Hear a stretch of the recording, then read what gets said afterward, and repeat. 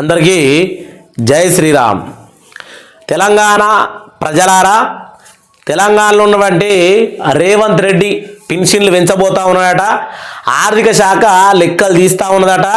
ఆనాడు 2023 అసెంబ్లీ ఎలక్షన్లల్లో నన్ను గెలిపిస్తే ఈ నెల తీసుకుంటే మీరు 2000 రూపాయలే, నన్ను గెలిపించినాక తీసుకుంటే 4000 పెన్షని అన్న మహానుభావుడు ఈయన కాదా అనే విషయాన్ని ప్రజలకు గుర్తు చేసుకున్నా ఉన్నా. ఎందుకంటే ఆనాడు ఎట్లా రెచ్చగొట్టినంటే డిసెంబర్ నెలలో ఏమన్నానంటే, ఇప్పుడు మీరు తీసుకుంటే 2000, రేవంత్ రెడ్డిని కాంగ్రెస్ పార్టీని గెలిపించినాక మీకు 4000 రూపాయలు పెన్షన్ తీసుకుంటే ఎంత ఆనందంగా ఉంటుందో వృద్ధులు కానీ దివ్యాంగులు కానీ మన వృద్ధులు బీడి చేసుకునే అక్క చెల్లెళ్ళు మీ అందరికీ నేను మాటిస్తా ఉన్నటువంటి రేవంత్ రెడ్డిది నోరా మోరా మూసీనదా లేకపోతే దాన్ని మానేరంటారా ఇంకేమంటారో మనకు అర్థమవుతలే.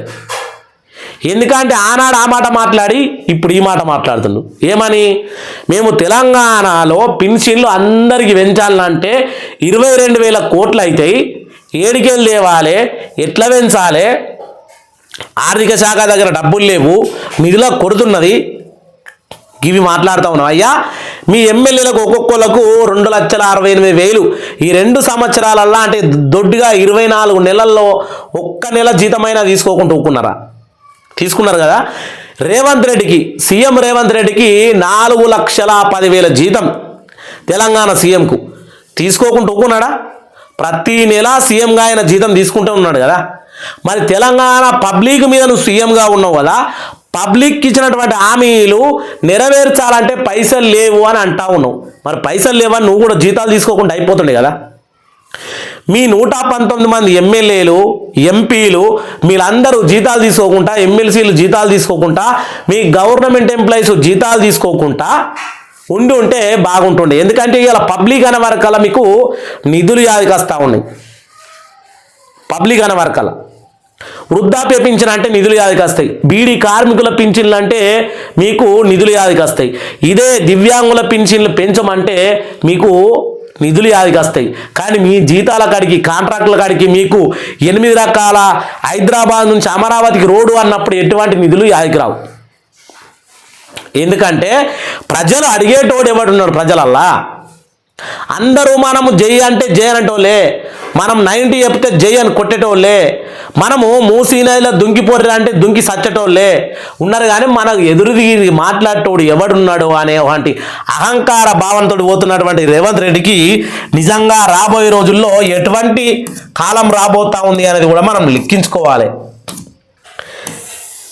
ఏమని మాట్లాడుతూ ఉన్నాడు అనేది కూడా తెలంగాణ పబ్లిక్ అర్థం కావాలి ముందుగా. ఎందుకంటే రాజకీయంలో మనం ఒక కీలుబొమ్మలమైన ఇవాళ భారతదేశ వ్యాప్తంగా అన్ని పార్టీలల్లో ముందుగా కాంగ్రెస్ పార్టీ ప్రతి మనిషిని కీలుబొమ్మ లెక్క వాడుకుంటారనేది ఇది ఎగ్జాంపుల్. చేయూత పెన్షన్ లబ్ధిదారులకు గుడ్ న్యూస్, 4,000కు పెరగనున్న పెన్షన్లు ఏ నెల నుంచి అని చెప్తా ఉన్నారు. తెలంగాణ ప్రభుత్వం సామాజిక భద్రతా పెన్షన్లను పెంచే విధంగా ఆర్థిక సంవత్సరం ఏప్రిల్ నుంచి అమలు చేయాలని యోచిస్తూ ఉంది. ఆర్థిక శాఖ, ఆర్థిక అధికారులు దీనిపైన కసరత్తు చేస్తూ ఉన్నారు. ప్రస్తుతం ఉన్నటువంటి పెన్షన్లు పెంచడం వల్ల రాష్ట్ర ఖజానా పైన భారీగా ప్రభావం పడనుంది. బోగస్ పెన్షన్లను అరికట్టడం ద్వారా నిధులను సర్దుబాటు చేయాలని ప్రభుత్వం భావిస్తుందట. బోగస్ పెన్షన్లకు ఊతమిచ్చింది ఎవడు? ఫస్ట్ బోగస్ పెన్షన్లకు తొవ్వ చూపిందేవాడు, బోగస్ పింఛన్లకు సంతకాలు పెట్టిందేవాడు. మామూలు ప్రజలు, ఊళ్ళలో పని చేసుకుంటోళ్ళు, రైతులు, బిల్డింగ్ సెక్షన్లలో పనికి పోయేటోళ్ళు, ఆటోలు నడుపుకుంటోళ్ళు, ఇటువంటి వాళ్ళు వచ్చైతే పెట్టలేరు కదా నాయన సంతకాలు. మీ గవర్నమెంట్ ఎంప్లాయీస్ చేసినటువంటి లుచ్చా పనులకు, మీ గవర్నమెంట్ ఎంప్లాయీస్ తీసుకున్నటువంటి లంచాల మేరకు బోగస్ పింఛన్లు పుట్టినాయి. ఆ బోగస్ పింఛన్లు కూడా మామూలు కాదు, మళ్ళీ గవర్నమెంట్ ఎంప్లాయీస్గా చేసి రిటైర్మెంట్ అయిన తర్వాత రిటైర్మెంట్ పింఛని, వృద్ధాప్య పింఛని, 2 పింఛన్లు దొబ్బేటోళ్ళందరూ ధనవంతులే, ఇచ్చిన వాళ్ళు కూడా గవర్నమెంట్ ఎంప్లాయీసే. ఇలా మామూలు పబ్లిక్ ఏడున్నారు? తెలంగాణలో అధికారంలో ఉన్న కాంగ్రెస్ ప్రభుత్వము ఎన్నికల ముందు ప్రకటించిన 6 గ్యారంటీ పథకాల్లో అత్యంత ముఖ్యమైనటువంటి హామీ ఒకటి, అదే సామాజిక భద్రత పెన్షన్లు. పెంపు త్వరలోనే అమల్లోకి తీసుకురావాలని ప్రభుత్వం నిర్ణయించింది. ప్రస్తుతం ఉన్నటువంటి ఆర్థిక పరిస్థితులను క్షుణ్ణంగా పరిశీలిస్తూ వచ్చే ఆర్థిక సంవత్సరం అంటే 2026-27 ఆరంభం నుంచే అంటే ఏప్రిల్ నుంచే ఈ యొక్క పెన్షన్ అమల్లోకి తేవడానికి కార్యాచరణ ప్రణాళిక రూపొందించాలని అధికారులు తీవ్రంగా కృషి చేస్తూ ఉన్నారట. చేయూత గ్యారంటీలో భాగంగానే ఇప్పటికే రాజీవ్ ఆరోగ్యశ్రీ సిగ్గులేదు చింతకాయ అంటే ఎప్పటికి అంకరనే నాకేం సిగ్గాలేదు, ఎందుకంటే అది ఎప్పటికి అంకరనే ఉంటుంది కాబట్టి. రాజీవ్ ఆరోగ్యశ్రీ బీమా పరిమితి పెంపు ఇది ఎవరికన్నా వర్ధించేదా లేకపోతే ఎవరికి వర్ధిస్తూ ఉన్నది? ఇవాళ ప్రైవేటు ఆసుపత్రుల్లో ప్రభుత్వ ఆసుపత్రుల్లో పోతా ఉన్నటువంటి యాక్సిడెంట్లు అయినటువంటి వాళ్ళు హార్ట్ ఆపరేషన్ చేసుకుంటారు వాళ్ళందరికీ 10 లక్షల ఆరోగ్యశ్రీ పరిమితి అందుతూ ఉన్నదా? ఆ లెక్కలకు మనం పోతే ఆలోచన చేయాలి కదా. ఆడ కూడా సరే అనుకుందాం అందుతా ఉన్నది అనుకుందాం, ఎంతమంది పోతారయ్యా? ఆరోగ్యశ్రీను 10 లక్షలకు పెంచినావు కదా పరిమితి, ఎంతమంది పోతారు నెలకు? తెలంగాణ రాష్ట్ర విధంగా చూసుకుంటే ఒక 100 మంది పోతారా, 200 మంది పోతారా, 1000 మంది పోతారా? ఎవరికి ఆరోగ్యశ్రీ 10 లక్షల బిల్లులు పాస్ అవుతా ఉన్నాయి? 1000 మంది పెట్టుకో, నెలకు 1000 మంది. ఏ ఎంపీ ఏ ఎమ్మెల్యే రికమెండేషన్ తోటో వాళ్ళ రికమెండేషన్తో ఒక 100 మందికి ఈ ఆరోగ్యశ్రీ 10 లక్షలకు పెంపు అనే విధానం అందుతూ ఉంది. కానీ అంటే నెల చొప్పున 100 మంది వేసుకుంటే ఏడాదికి ఎంతమంది అవుతారు? 1200 మంది అవుతారు. ఏమనంటే నువ్వు జబ్బలు గుద్దుకుంటా ఉంటావు, నేను ఆరోగ్యశ్రీ పెంచిన అది ఎమ్మెల్యే రిక్వెస్ట్, ఎంపీ రిక్వెస్ట్, వాళ్ళ కింది స్థాయి కార్యకర్తల రిక్వెస్ట్ ఉంటేనే హైదరాబాద్లో కానీ వరంగల్ ఉమ్మడి మన డిస్టిక్లలో ఎక్కడికి వెళ్ళినా అక్కడ ఉన్నటువంటి ఎమ్మెల్యేల రిక్వెస్ట్ తోటే నీ ఆరోగ్యశ్రీ పనిచేస్తూ ఉన్నది. ఈ 10 లక్షలది అంతకు మించి ఏ హాస్పిటల్ కానీ ఆరోగ్యశ్రీ అంటే చాలు బయటకు జావు అంటే బయటకు నడువు అంటా ఉన్నారు. ఇది కాదు అని తెలంగాణ పబ్లిక్ కింద కామెంట్ పెట్టాలి. ఇగో ఏం పెంచడమంటే ఆరోగ్యశ్రీని బీమా పరిమితి పెంపు ప్రభుత్వం అమలు చేస్తున్న నేపథ్యంలో ఇప్పుడు పెన్షన్ల పెంపు పైన దృష్టి సాధించింది. వీళ్ళు దబ్బలు గుద్దుకుంటా చెప్పే ముచ్చట్లు ఇవి. ఇగో ఆనాడేమో రేవంత్ రెడ్డి మాట్లాడితే ఇప్పుడు తీసుకుంటే 2000, నన్ను గెలిపించినాక తీసుకుంటే 4000 అని మాట్లాడాడు. నిన్నే గెలిపించినాం సారు, నిన్ను గెలిపించినాకనే 4000 అని అడిగి కలెక్టర్ల ఆఫీసుల చుట్టూ తిరిగి చెప్పులు అడిగిన ప్రజలు ధర్నాలకు కూడా దిగినారు. ఇప్పుడు ఏమంటా ఉన్నాడు చూడు, ఆనాడేమో 2-4 చేస్తా అని చెప్పిండు. 2-4 ఎలా సర్దుబాటు చేయాలి, అదనపు నిధుల సమీకరణ కోసం ఉన్న ప్రయత్న మార్గాలు ఏమిటి అనే అంశాలపైన ఆర్థిక శాఖ అన్వేషిస్తూ ఉంది.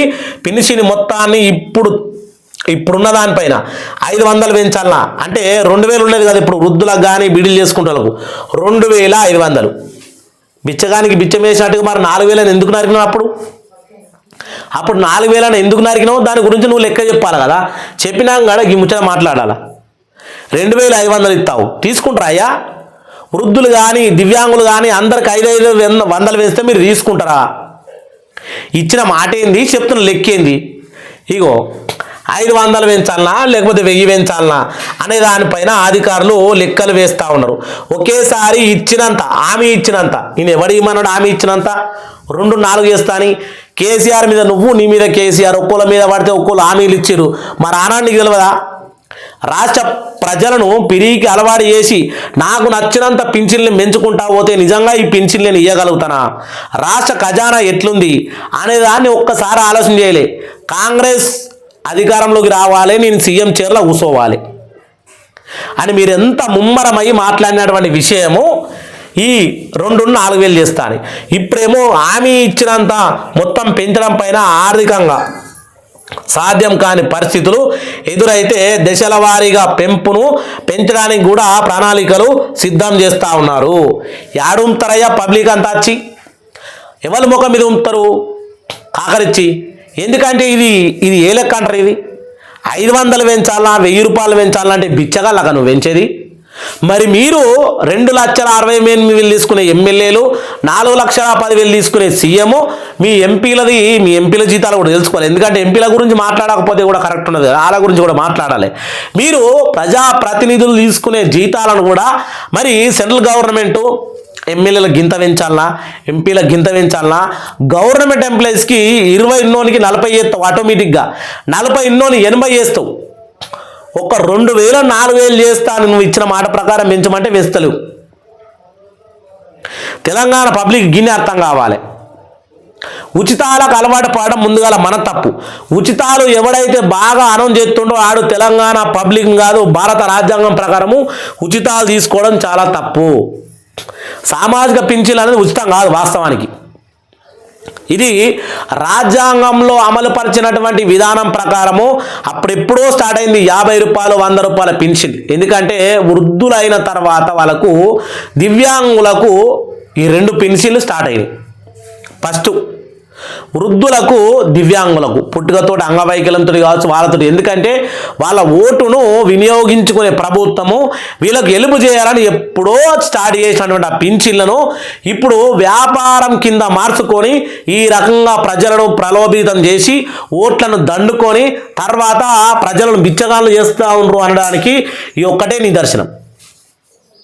ప్రజలారా ఇంక ఇట్ని కాకుండా ఇగో ఏ రకంగా వార్తాపత్రికల్లో కూడా ఇచ్చి ప్రజలను ఏ రకంగా చేస్తూ ఉన్నారని మనం తెలుసుకోవాలి. వార్తాపత్రికలో డిసెంబర్ 16వ తారీఖు నాడు రేవంత్ రెడ్డి ఇచ్చినటువంటి ఈ విషయం ఇది.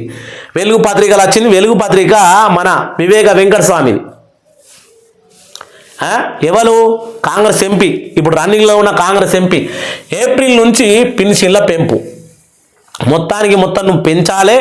తెలంగాణ రాష్ట్ర ప్రజలకు నువ్వు పెన్షన్లు పెంచిన తర్వాతనే వేరే ఎలక్షన్లకు రావాలి. లేకపోతే ఎంపీటీసీ జెడ్పీటీసీ ఎలక్షన్ల నీ జెండా కనబడతాడా ఉల్టా దెబ్బ కొడతారు పబ్లిక్ అనేది నాకైతే కనబడతా ఉంది. సర్పంచ్ ఎలక్షన్లు వేరు, ఎంపీటీసీ జెడ్పీటీసీ ఎలక్షన్లేమో పార్టీ సింబల్ పెట్టుకొని వస్తారు. కానీ సర్పంచ్ ఎలక్షన్లో ఇండివిజువల్ సింబల్ ఉంటుంది కాబట్టి పబ్లిక్ అర్థం కాదు. అది కథ. అందరికీ జై శ్రీరామ్, జై జై శ్రీరామ్.